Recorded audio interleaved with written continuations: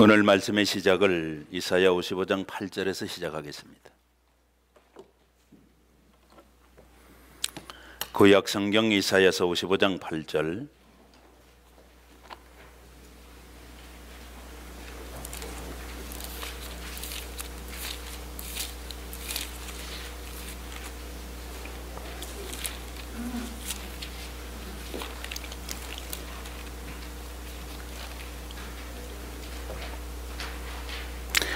구약 성경 1036면 이사야서 55장 8절 같이 읽겠습니다. 시작. 이는 내 생각이 너희 생각과 다르며 내 길은 너희 길과 다름이니라. 여호와의 말씀이니라. 아멘. 한 절만 더 찾겠습니다. 에베소 5장 17절. 신약성경 에베소서 5장 17절 말씀.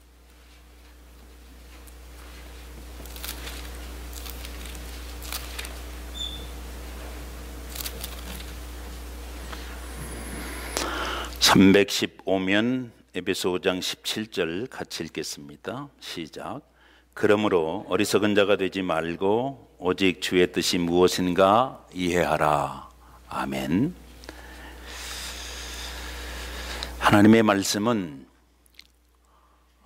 이해되어져야 하고 그리고 분별해야 되는 것으로 오늘 성경이 우리에게 말씀하고 있습니다. 오늘 읽은 본문 말씀에 하나님 뜻이 무엇인지 분별해라 그렇게 말씀하지요. 근데 분별이라는 게 영어로 어떻게 표현됐지요? To test and approve 그렇게 되어 있습니다. 이해하라 그건 어떻게 되어 있습니까? Understand 그렇게 되어 있습니다. 그러니까 하나님의 뜻은 영어로 말하면 understand 되어 가지고 테스트해서 어프로브가 나야 되는 겁니다. 내가 어프로브를 내는 게 아니고 하나님께서. 결론은 이미 다 드렸지요. 하나님의 뜻은 어떻게 되는 거라고요? understand 해가지고 어떻게 된다고요? 테스트가 돼가지고 어프로브가 나야 된단 말이에요. 영어로 아주 명쾌해요. 이런 때 이제 영어권에서 설교하기가 좀 쉽습니다. 그런데 이사야서는 도전하기를 하나님의 생각은 내 생각하고 다르다는 거예요. 하나님의 뜻은 내 뜻하고 다르다는 거거든. 어쩌면 좋겠냐 말이에요. 어떻게 이해해서 어떻게 테스트해서 어떻게 어프로브를 낼 수 있겠는가 하는 얘기입니다. 여러분, 야고보 기자는 야고보 4장 15절에 하나님의 뜻이면 우리가 살고 하나님의 뜻이면 우리가 이것도 하고 저것도 할 텐데 그렇게 얘기합니다. 하나님의 뜻은 내 뜻하고 다르기 때문에 사실 다소 어려움이 있어요. 여러분, 많은 믿음의 사람들이 쉬워하면서도 어려워하면서도 마구잡아 휘둘르는 게 하나님의 뜻이에요. 사실은 여러분, 오늘 이 시간에 좀 차분하게 여러분과 함께 생각했으면 좋겠습니다. 하나님의 뜻은 절대적인 뜻이 있어요. 그거 예수입니다. 그건 변경이 불가능해요. 하나님의 구원의 뜻은 예수예요. 예수. 여러분, 이 절대적인 뜻은 understand 대상이 아니고 believe, 믿음의 대상이에요. 실족하시면 안 됩니다. 그리고 예수는 사람들은 테스트 하려고 그랬지요. 예수님 시대도 그랬고 지금도 그럽니다. 시험하시지도 않고 받지도 않으십니다. 오해가 없으셔야 돼요. 미스언더스탠딩 하면 안 됩니다. 예수는 여러분과 제가 시험할 수도 없어요. 시험 받지도 않으십니다. 어떻게 어프로브를 낼 것이냐 그 예수로 말미암아 허용적인 뜻 안에서 어프로브를 내느냐 못 내느냐, 이 차이가 있을 뿐입니다.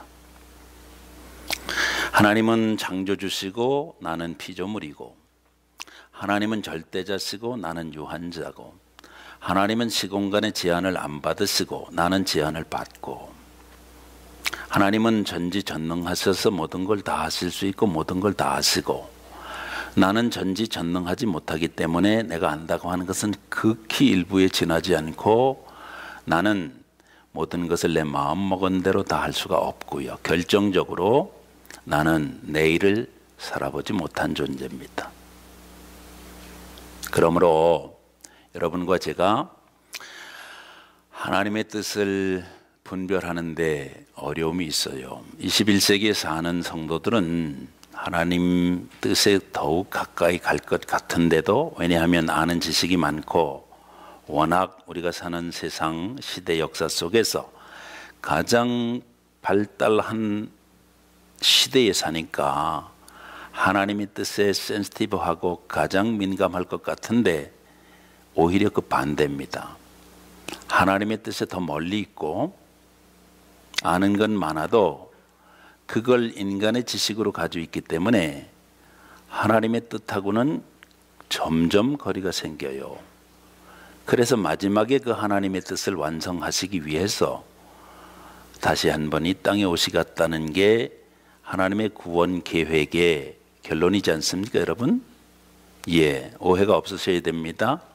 점점 좋아져 가지고 하나님의 뜻을 내가 어프로브 낼 수 있을 것처럼 생각하는, 여러분 이 시대의 신앙과 신학의 풍조에 여러분과 저도 물들어 있다면 오늘 성령님 역사해 주셔서 그 물이 좀 빠졌으면 좋겠어요.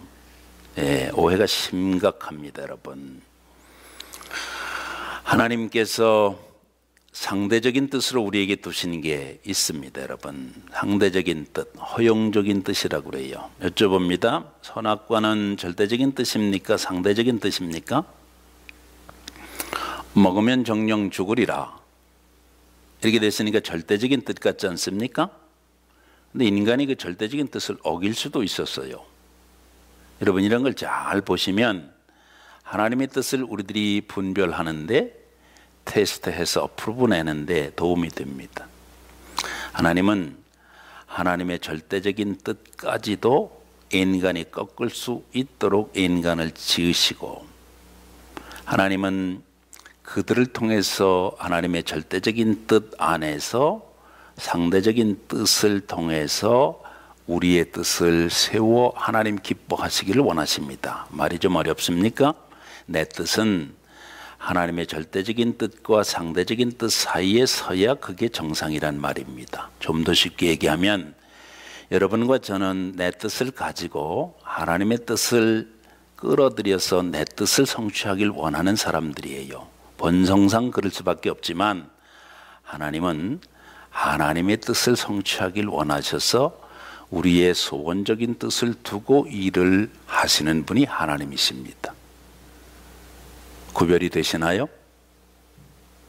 쉽게 얘기하면 하나님이 허용하셨기 때문에 여러분과 저는 지금 여기 살아 있습니다. 이거 아멘 되시나요?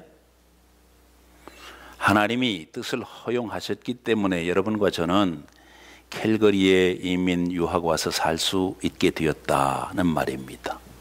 이것도 아멘이 되십니까? 누구와 만나서 무슨 일을 하며 어디서 살 것이냐, 이런 게 중요해지지요. 내가 누구를 만나서 이렇게 사는 게 하나님의 뜻이라고 우기고 하나님의 뜻을 그 속에 가져오려고 그럴 때, 여기에 이 디퍼런스 때문에, 차이 때문에 인간이 힘들어질 수도 있고 빙 둘러서 결국엔 하나님의 뜻으로 갈 수밖에 없는 그런 일도 있어요, 여러분.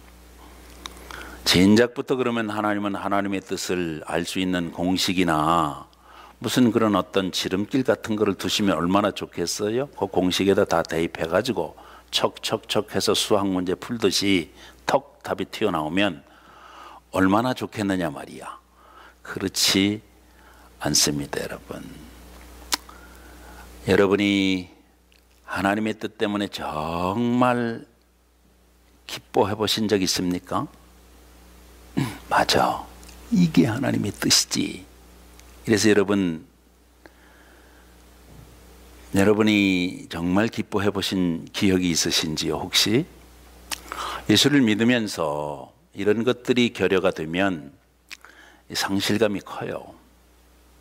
여러분, 하나님의 뜻을 정말 깊이 깨닫고 그 하나님의 뜻에 감격하고 감사해서 여러분, 그 누가 몰라줘도 정말 여러분, 다른 사람이 모르는, 왜냐하면 내 속에 일어난 일이니까, 상대가 되지 않는 그 하나님의 뜻 속에서 여러분 희열을 맛보신 적이 혹시 있으신가요?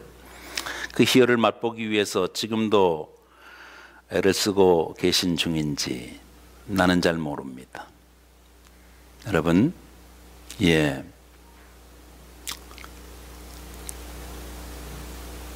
적어도 캘거리에서 사는 게 하나님의 뜻이어야 합니다, 여러분. 이건 분명합니다. 여러분, 캘거리에서 사는 게 하나님의 뜻이 아니면 힘들어요. 하나님의 뜻을 확신할 수 있도록 성령님이 역사해 주셨으면 좋겠습니다. 상반된 가르침과 주장과 또 교회 안에 어떤 몸짓과 생각해오던 버릇들이 있기 때문에 사실은 힘들어요. 그냥 네가 아는 대로 하면 되지, 해온 대로 하면 되고, 네 감정이 있으니까 너 느낀 대로 하면 되고, 네 소견에 오른 대로 하면 되지, 이런 것들이 있어요, 여러분. 그런데 그걸 하나님이 하나님의 뜻으로 용인해 주시면 얼마나 좋겠어. 그렇죠? 그렇지 않을 수도 있습니다, 여러분. 그렇지 않아야 어쩌면 하나님을 믿을 가치가 있는지도 모르겠습니다. 예수님은 하나님의 뜻을 찾아서 밤새도록 기도하신 적이 있습니다. 그리고 마지막에 그렇게 결론을 내셨지요. 내 뜻대로 되게 하지 마시고 아버지의 뜻대로 됐으면 좋겠습니다. 어떻습니까? 이 기도는 여러분이 해보신 적이 있으신가요? 없으면 사모하셔야 될 줄로 압니다. 절대적인 하나님의 뜻에 가장 민감했던 사람은 사도 바울인 듯 싶습니다. 에베소 1장을 한번 보겠습니다.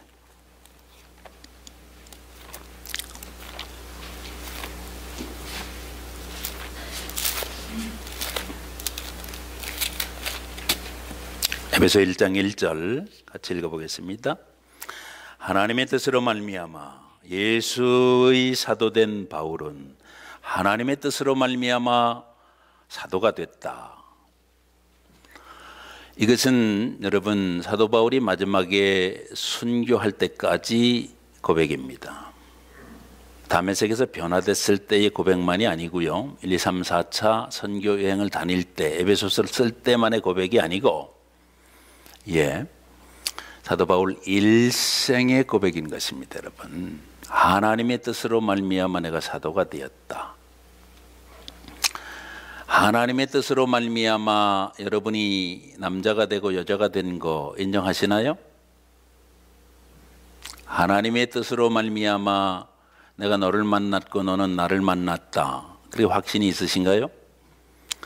하나님의 뜻으로 말미암아 하나님께서 이 교회를 세우시고 지금도 운행해 가고 계시고 나 아니어도 하나님의 뜻은 굴절되지 않는다. 여러분 그 생각이 있으신가요? 없으시면 예수의 이름을 덮어쓴 우상숭배일 수 있다고 하는 생각을 하셔야 됩니다. 예수의 이름을 덮어쓰고 사람을 경배한다든지 사람의 이름을 높인다든지 사람에게 초점이 맞았다든지 사람의 목적과 뜻을 성취한다든지 아니면 사람이 사람에게 높임과 내림과 그걸 통해서 웃음과 울음과 눈물을 주는 여러분 그런 일은 교회 안에서 사실은 하나님이 기뻐하시는 일은 아닙니다. 여러분 확실해요. 확실합니다. 하나님의 뜻은 특별히 여러분 한 3개만 찾아볼까요? 찾아보면 디모데전서 2장입니다.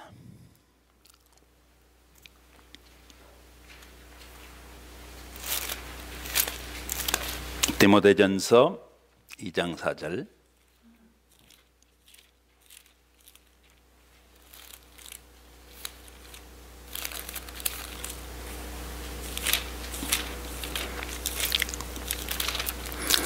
찾으셔서 우리 같은 목소리를 한번 읽어보길 원합니다.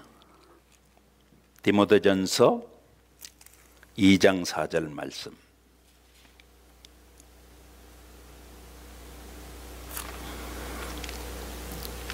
같이 읽어보겠습니다. 시작. 하나님은 모든 사람이 구원을 받으며 진리를 아는 데 이르기를 원하시느니라. 하나님의 뜻은 만인 구원입니다. 아브라함과 다윗의 자손만 구원하시는 것 같았지요. 그래서 지금도 이 오해가 있습니다.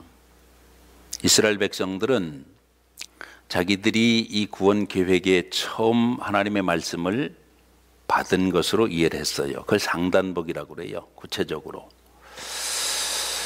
이해가 안 되시면 그냥 단어만이라도 들어주시면 좋겠어요. 예, 상단복이라 그럽니다. 어쨌든 그리고는 하단복이 있어요. 그는 이방인들 구원입니다. 근데 이스라엘 백성들이 그 구원을 바로 받아들이질 못하자 그것이 이방인들에게 갔다가 이방인들의 구원의 수가 차면 다시 이스라엘을 통해서 하나님께서 구원하시겠다는 게 로마서 9, 11장의 얘기입니다.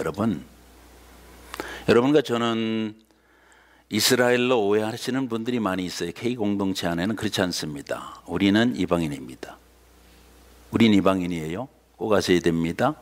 그런데 하나님이 이방인의 구원의 수가 다 찬 다음에 유대인을 통해서 다시 그렇게는 안 해요. 동시에 이루어지고 있어요. 지금 유대인들의 수가 1500만입니다. 지금 거의 8%, 9%. 그래서 한 10만쯤 찼어요. 요한계시록의 14만 4천은 본래 구원받는 사람의 총칭의 전체적인 수를 말하는 게 아니라 이방인 수를 말하는 거예요. 아니, 유대인 수를 말하는 겁니다, 여러분. 그러니까 그걸 동시에 하나님이 지금 진행을 하고 계신 중에 여러분과 저는 구원받는 사람입니다. 그러니까 하나님은 모든 사람들이 다 구원받는 데 이르기를 하나님은 원하십니다. 그러나 선악과를 따먹고 죽을 수 있는 데까지 하나님은 오픈하셨습니다. 이해가 잘 되셔야 되는데 이게 무슨 얘기인지, 예. 늘 그런 얘기를 많이 들어요. 저만 알고 그냥 지나가는 것 같다. 그런 얘기들을 많이 하십니다. 어떻게 하면 좋을지 저도 잘 모르겠어요. 노심초사하고 있습니다. 아무튼 예, 하나님은 모든 사람들이 구원받는 데 이르기를 어쨌든 원하십니다. 여러분, 성경을 보셔야 돼요. 성경을 안 보고 다른 데 너무 쇠뇌가 돼 있으면 성경만 말하는 사람이 바보가 돼요. 여러분, 그걸 아셔야 돼. 성경만 말하는 사람이 바보가 되면 예배당은 뭐가 되겠어요? 그렇지요? 예, 그건 생각하셔야 돼요. 여러분이 충분히 생각하시기 바랍니다. 네, 성경을 듣기 위해서 온 건지, 세상 노래 듣기 위해서 온 건지, 세상 말하는 거 듣기 위해서 온 건지. 세상 말은 여러분 인터넷 틀으면 많이 나오잖아요. 예, TV도 많이 나오잖아. 예, 하나님의 말씀은 하나님의 뜻이 모든 사람이 구원받는 데 이르기를 원한다. 이게 하나님의 뜻입니다. 데살로니가전서 4장. 데살로니가전서 4장으로 왔습니다. 3절 말씀. 신약성경 331면입니다. 4장 3절 말씀 같이 읽겠습니다. 시작. 하나님의 뜻은 이것이니 너희의 거룩함이라. 하나님의 뜻이 여러분과 저의 거룩함이랍니다. 이 죄악 많은 세상에 살지만은 세상과 시대에 물들지 않는 것. 요한 번연이 쓴 철로역정이라고 하는 책이 있습니다. 거기에 7가지 죄악이 나오는데 그 중에 대표적인 1번의 죄악이 음란입니다. 인구 비할대로 GNP 상대로 우리 한국이 1등하고 있는 거 있습니다. 포르노 문화입니다. 여러분, 음란 문화란 말이죠. 여러분과 저는 상관이 없었으면 좋겠어요. 깊이 생각해 보시기 바랍니다. 하나님의 뜻이라는 겁니다. 하나님의 뜻. 마지막으로 여러분 잘 아시는 데살로니가전서 5장 16절, 17절, 18절 같이 읽어보겠습니다. 같이 읽습니다. 시작. 항상 기뻐하라. 쉬지 말고 기도하라. 범사에 감사하라. 이것이 그리스도 예수 안에서 너희를 향하신 하나님의 뜻이니라. 많이 찾을 수 있지만 세 가지만 찾았습니다. 첫 번째, 하나님의 허용적인 뜻이 뭐예요?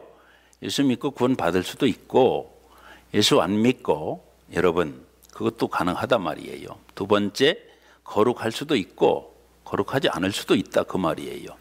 항상 기도할 수도 있고 쉬지 않고, 항상 기뻐할 수도 있고 쉬지 않고 기도할 수도 있고 범사에 감사할 수도 있는 게, 이게 그리스도 예수 안에서 하나님께서 우리에게 두신 not purely but dilemma, 하나님의 허용적인 뜻이다 그런 말입니다. 여러분, 우리가 살면서 하나님의 뜻에 민감해야 되는데, 센시티브 해야 되는데, 이런 건 우리들 다 인지하고 있지요. 그런데 하나님의 뜻을 이해해서 무엇을 하려고 그러느냐, 이건 중요해요. 크리스천들이 하나님의 뜻을 알고 그 하나님의 뜻을 지적인 것으로, 지적인 유희로, 만족으로 내지는 지적인 놀잇감으로, 여러분 하나님은 그거 앞서 말씀드렸지만 절대로 그 허용 안 하셨어요. 여러분 꼭 기억하셔야 됩니다. 하나님의 뜻은 어떻게 접근을 해야 되느냐 하면 요한복음 7장 17절입니다.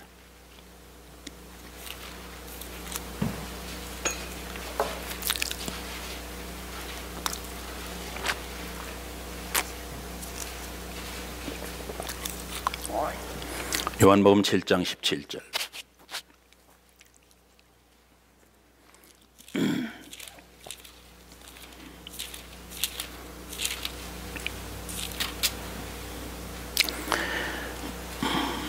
같이 읽어보겠습니다. 시작. 사람이 하나님의 뜻을 행하려 하면 이 교훈이 하나님께로부터 왔는지 내가 스스로 말함인지 알리라 그랬습니다. 하나님의 뜻을 뭐 하려 할 때? 알려고 할 때? 느끼려고 할 때? 아니지요? 행하려고 할 때, 이게 진짜 하나님께로부터 온 말씀인지 그렇지 아니한지 알게 될 것이다. 그렇게 예수님이 직접 말씀해 주셨습니다. 그러니까 하나님의 뜻은 접근할 때 행해야 되겠다, 그런 마음을 가지고 접근하셔야 됩니다. 하나님의 뜻에 접근할 수 있는 지름길은 없습니다. 그러면 어떤 방도로 우리가 하나님의 뜻에 접근할 수 있을까? 여러분, 하나님의 뜻은 하나님의 생각 아니겠어요? 하나님의 계획 아니겠어요? 성경에 있습니다. 성경에. 여러분, 그러니까 성경을 모르는 사람이 하나님의 뜻을 말하는 건 엄청 우스운 얘기가 되는 거예요. 거의 코미디 수준입니다. 여러분, 예, 상단복을 말하지 않고 하단복을 말하면서 하나님의 뜻을 말하려고 하는 것은 하나님 앞에서 개그하는 신앙 수준일 수 있단 말이에요. 여러분, 상단복이 뭐라고요? 아브라함과 다윗에게 주신 복이에요. 그게 예수라고요. 그 복이 없이 이 땅에서 내가 어디 가서 살지, 내가 누구하고 살지, 내가 뭐하고 살지, 이런 건 어려워요. 여러분, 그리고 그거 알았다 하더라도 거기서 끝나지 행함으로는 이어지지 않습니다. 여러분은 적어도 하나님의 말씀을 듣는 분들이니까 읽으셔야 돼요. 읽으셔야 돼요. 그리고 묵상하셔야 돼요. 그리고 암송하셔야 돼요. 그리고 생활의 범사에 그게 적용이 돼야 돼요. 그래가지고 그런가 그렇지 아니한가가 확인이 될 때 비로소 이게 하나님의 뜻이구나, 이렇게 알게 됩니다. 그러니까 여러분이 그렇게 결정하고 오늘 여기 캘거리에서, 캘거리 제일감리교회에서 너하고 만나는 삶 속에서 말하고 보고 듣고 몸짓 행동 그리고 믿음 소망 사랑을 나누면서 천국길 가고 있는지, 그 말입니다. 여러분, 확신되세요? 진짜 하나님 뜻입니까? 아니면 그냥 이렇게 됐는데 이거 그냥 하나님 뜻이라고 우기고 있는 겁니까? 그래서는 안 된단 말이에요. 구별하셔야 됩니다. 예. 그러니까 말씀이 참 소중해요. 이 말씀을 붙들고 하나님의 뜻에 민감했던 사람들이 이 땅에 뭔가를 남기더라고 보니까. 제일 이름난 병원이 존 홉킨스 병원이라고 제가 알고 있어요. 근데 존스 홉킨스라고 하는 사람은 본래 의사가 아닙니다. 여러분, 하워드 켈리라고 하는 의사하고 이 존스 홉킨스가 만난 거지요. 존스 홉킨스는 돈 버는 사람입니다. 일찍이 18세기 초에 멜랜드 볼티모어라고 하는 시디에 이사 가서 자기 삼촌 딸을 사랑합니다. 근데 예나 지금이나 사촌끼리 결혼이 허용이 안 되니까 평생 결혼을 안 해요. 그 여자도 그렇고, 존스 홉킨스도. 그래, 어디다 뜻을 세우냐면 하나님의 뜻이 무엇인가 거의 죽을 만큼 사랑 때문에 고민하고 심각하다가 돈 벌어야 되겠다. 그래서 내가 하나님 내가 이 땅에 보내주신 걸 한번 세워야지. 그리고는 돈을 열심히 벌었어요. 예, 돈 버는 게 하나님의 뜻이라고 생각하고. 근데 여러분 돈 벌어보셔서 알잖아요. 돈이 벌겠다고 결심해서 되던가요? 아니잖아. 예. 그런데 어쨌든 돈을 많이 하나님 주셨어요. 그 돈을 주기 전에 그 자기하고 결혼하려고 했던 그 삼촌 딸하고 열심히 벌어가지고 돈을 남기고 죽고, 하워드 켈리라고는 의사가 그 돈 가지고 세운 병원이 존스 홉킨스입니다. 존스 홉킨스가 세계 제일이 참 많은데 특별히 부인과에 탁월합니다. 그러니까는 쉽게 말하면 뭐라고 그래요? 자연분만하지 않고 수술해서 아이 낳는 거, 이거 최초로 한 병원이 존 홉킨스 병원입니다, 여러분. 근데 하나님의 뜻을 그들이 어떻게 확신했느냐? 좌절 가운데서 확신했거든. 근데 케일리라고 하는 의사는 또 다른 좌절을 경험하면서 기적을 경험합니다. 존스 홉킨스는 결혼 때문에 좌절을 경험하고 기적을 경험하고 하나님의 뜻을 거기 세웠고, 이 하워드 켈리라고 하는 사람은 15살 때에 돈 벌어야 했어요. 먹고 살기 힘들어서. 그래서 너무 힘드니까, 지금이니까 미국이죠, 여러분. 미국이 18세기 뭐가 있어요? 먹을 게 없었어요. 그래서 구걸하러 다녔다고. 구걸하러 다녔다니까. 어느 집에 갔는데 부인이 문을 열고 너무 배고프니까 먹을 거 달라 소리도 못하고 그냥 뭐 마실 거 물 한 그릇 달라고 그랬어요. 물. 그랬는데 그 여자가 우유를 주는 거야. 우유 한 컵을 주는 거야. 너무 고맙다고. 잊어버리질 못하는 거예요. 예, 너무 고맙다고. 어떻게 물 달라고 그러는데 내가 가만히 보니 당신도 먹을 게 없는 것 같은데 어떻게 당신이 마실 우유를 나한테 주느냐. 그러니까 그 여자가 하는 말이, 우리 어머니가 밤낮 우리 하나님을 얘기하시면서 하나님의 귀한 뜻을 가르쳐 주셨는데, 그거는 너 받고 싶으면 네게 있는 거 먼저 남에게 주라고 가르쳤습니다. 그래서 내가 마셔야 되지만 당신한테 줬습니다. 그러는 거예요. 그 우유를 마시고 힘을 얻어서 그는 열심히 공부했고, 까마득하게 잊어버렸지요.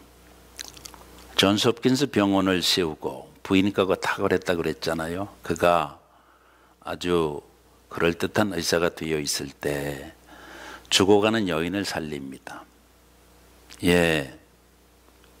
죽어가는 여자를 살린다고. 여러분, 듣기 좋으라고 하는 얘기가 아니라 그 우유 준 그 아줌마 살리겠대요. 근데 여기서는 실감이 안 나지요. 특히 엘버타에서는 그냥 뭐 수술하고는 그냥 사인만 하고 그냥 나오니까. 미국은 그게 아니에요. 옛날부터 수술하면 애 낳아 들어가면 지금도 기본적으로 분만하러 가면 25,000불이 미니멈입니다. 그러니까 아이 셋 낳으신 분은 하나님이 그냥 보너스로 한 10만 불 주셨다, 이렇게 생각하시면 돼요. 그렇다니까. 그 부인을 다 고쳐놓고 나서 보니까 켈리가 알게 된 거예요. 그 여인이 자기에게 우유 한 잔을 준 그 여인이라는 걸 알게 되는 거예요. 부인이 돈이 없어요. 돈이 없어요, 돈이. 미국은 돈이 없어도 환자를 죽게 하진 않습니다. 일단 살려는 놓고 보지. 그게 한국하고 조금 달라요. 갚을 거 없는데 어떻게 하는가요? 켈리가 한 말이, 그 유명한 말입니다, 여러분. 당신이 그때 내게 준 그것, 그거 하나님의 뜻이었고, 나는 의사가 지금 돼 있고 당신을 치료했고 당신을 살려주는 것이 우유 한 잔의 기억으로 사람들에게 기억되는 것이고, 이것이 존스 홉킨스의 전설과 같이 남아있기를 바라는 게 하나님의 뜻이다, 이렇게 얘기합니다, 여러분. 우유 한 잔은 여러분과 저도 있지 않습니까? 맞지요? 예, 아프고 병들고 치료하고 낫는 건 여러분과 제게도 있어요. 예, 누구에게나 있어요. 어디나 있습니다. 그러나 그것이 하나님의 뜻으로 서기까지, 예, 그 과정은 조금 다릅니다.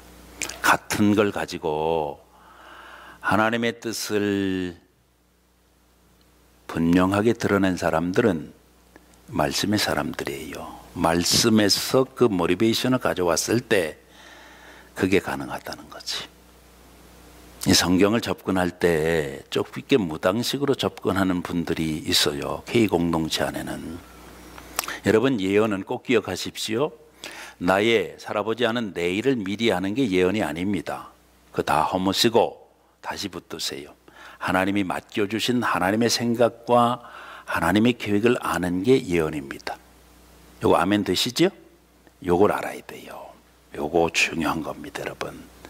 그러니까 미리 자기의 앞날이 불투명해가지고 그걸 미리 알려고 하는 크리스찬들 실수를 범해요. 사울왕이 그 대표적인 예입니다, 여러분. 나중에 사무엘이 죽고 난 다음에 갈 데가 없으니까 변장하고 왕이 돼가지고 초라하게 엔돌이라고 하는 곳에 신접한 여인을 찾아갑니다, 여러분. 그러나 하나님의 뜻은 더 이상 사울 위에 머물러 있지, 주권적인 뜻도 그렇고 허용적인 뜻도 그렇고 사울 위에 머물러 있지 않았음을 우리들이 너무너무 잘 압니다. 다윗은 시작할 때 똑같이 사울같이 하나님의 뜻으로 시작했지요. 비참하게 쫓겨다녔지 않습니까?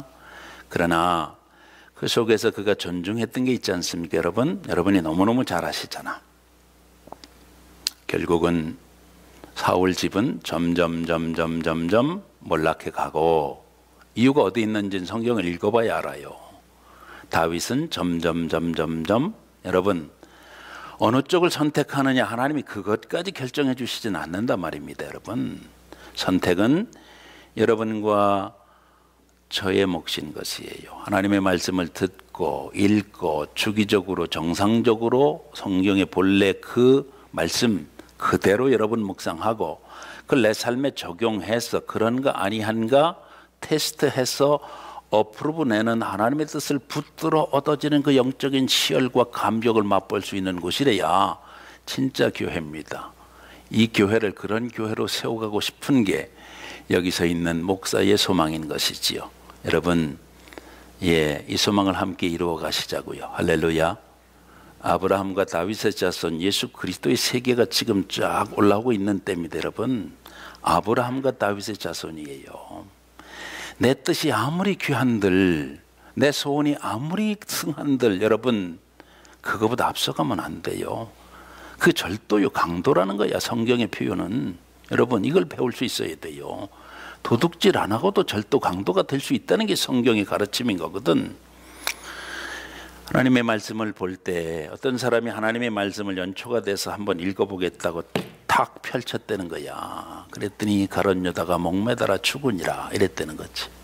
이미 재수없게 이런 게 나오냐? 한번 다시 해야지. 또 턱 했다는 거야.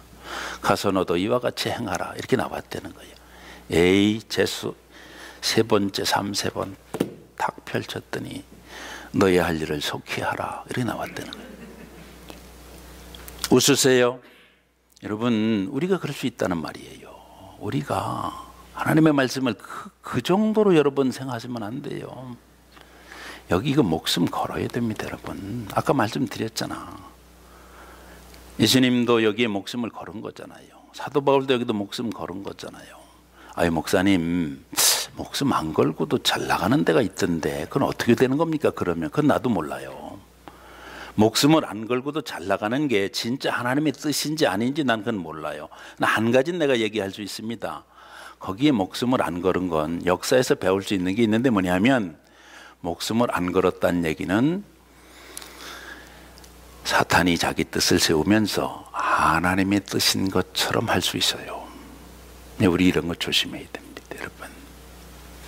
말씀을 받은 사람은 말씀 받은 것만큼 두 번째 기제를 취할 수밖에 없어요. 그게 기도입니다, 여러분. 그 기도는 말씀을 붙들고 해야 돼요. 말씀을 읽은 사람은 기도 안 하고는 못 견디게 돼 있어요. 제가 해보니까 그렇더라고. 근데 기도하는 사람은 말씀을 안 붙들 수는 있겠더라고. 여러분 조심하셔야 됩니다. 예, 하나님의 말씀을 붙든 사람은 기도 안 하고는 못 견뎌요.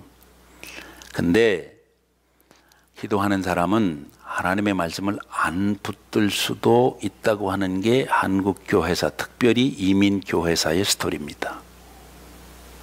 그러니까 우리 교회는 말씀을 붙들고 이 속에서 기도할 때에 하나님의 절대적인 뜻과 허용적인 뜻 안에 우리의 뜻을 세워갈 수가 있고 하나님이 성취하시는 기쁨 속에 그래 이거지 여러분과 제가 생애 가장 귀한 희열과 감격을 주님 앞에 서기 전에 이 땅에서 이룬 공동체 안에서 맛보게 되는 겁니다.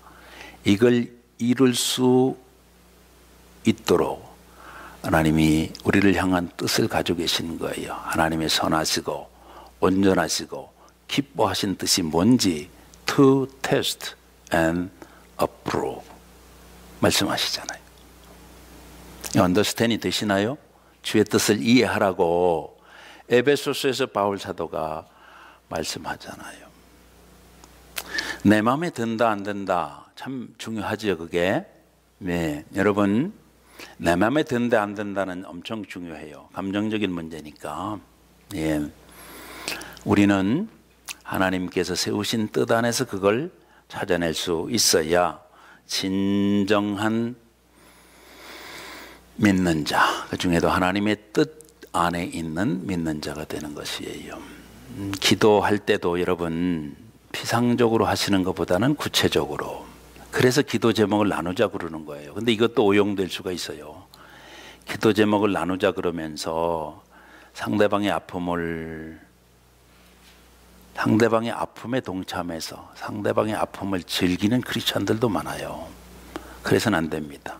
여러분, 예, 그러니까 웬만하면 하나님의 교회 안에 기도의 제목을 나누는 채널이 열려 있어야 돼요. 여러분, 정말 하나님의 살아계심을 믿는다면, 예, 정말 하나님의 살아계심을 믿습니까? 여러분? 그리고 여기가 정말 프라이오리티 맞아요? 이게 의식은 되시는 거야? 예, 그런 거 지금 우리들이 접목하고 사는 절기인 것이지요. 마지막 한 가지가 필요한데 그건 뭐냐면 하나님의 뜻을 말씀 속에서 기도함으로 우리들 받았다 할지라도 그게 여러분 그게 예, 나의 삶 속에 관념에 머물러 있으면 모르는 사람보다 힘듭니다. 꼭 아셔야 돼요. 예수 안 믿는 사람이 어려운 게 아니라 예수를 믿는데 어정쩡하게 믿거나 안 믿는데 믿는 것처럼 한다거나 하나님의 뜻이 아닌데 인간적인 거 모든 거 가지고 하나님의 뜻으로 우기거나 이거 힘들어요. 이게 무슨 말이냐면 옷이 이렇게 있잖아요. 안 맞으면 이거 뜯어서 다시 만드는 게 처음 만드는 것보다 어렵습니다. 여러분. 그래서 그렇게 돼 있어요. 하나님의 뜻에 민감해야 됩니다. 하나님의 뜻에 민감한 크리스찬들 되시기를 주님의 이름으로 축복합니다. 하나님의 절대적인 뜻은 여러분 목숨을 걸 수 있는 신령함이 여러분 삶 속에 충만하시기를 주님의 이름으로 축복합니다.